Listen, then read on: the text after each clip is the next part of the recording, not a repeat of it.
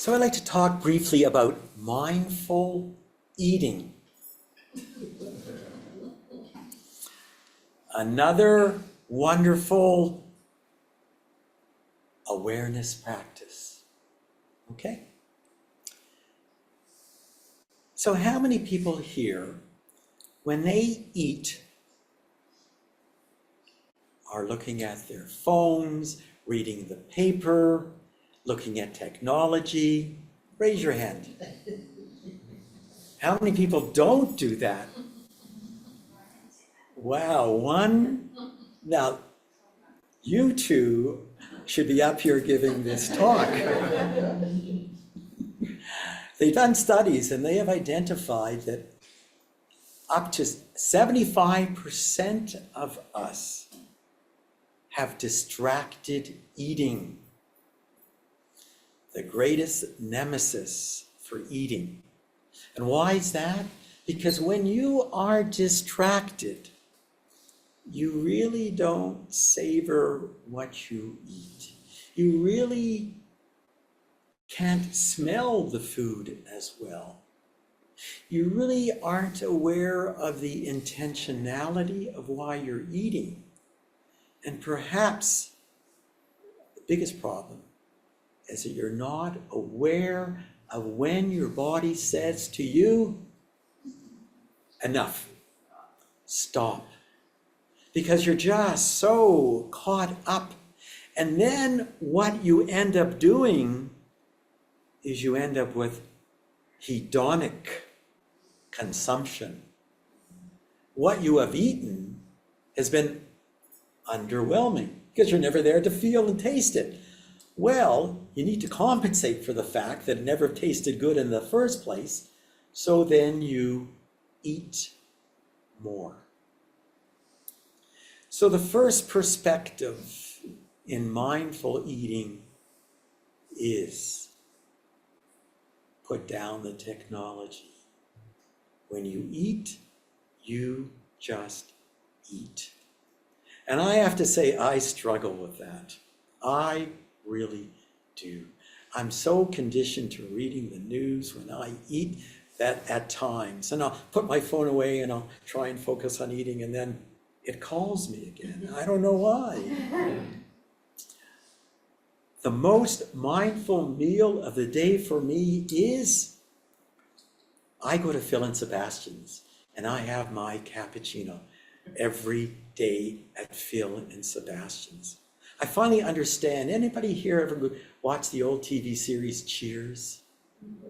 And what do they say in Cheers? You go where they know your name.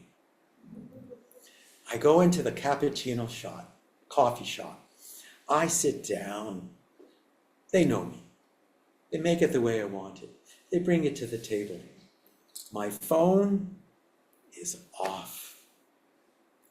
And I sit there. I look at the cappuccino art. I savor the smell. I drink it with no technology. The most mindful 8 minutes of my day. And so, if we want to eat mindfully, the most important thing you can do is put away the technology. Mindfulness has two types of awareness. One is sensory awareness. What does that mean? Well, we have five senses, and in Buddhism, they would say thinking is actually another sense. What can we see? What can we hear? What can we taste? What can we touch? What can we smell? What can we think?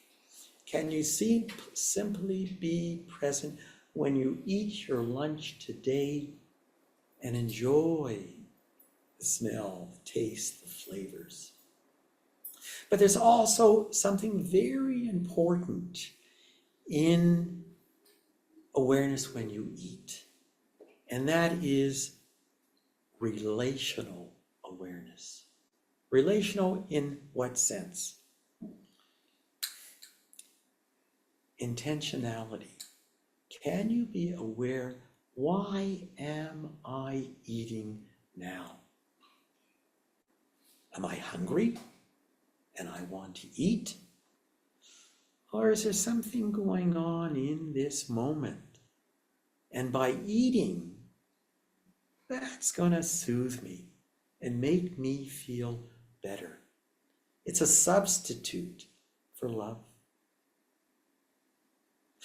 And relational in the sense of, can I be aware of what are called satiation signals? When we eat, our body will release hormones that say, the tank is full. Can you be aware of those signals that say, time to stop?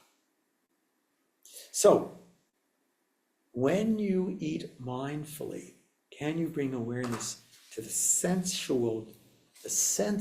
of what it is, and to the relational aspect of intentionality and satiation?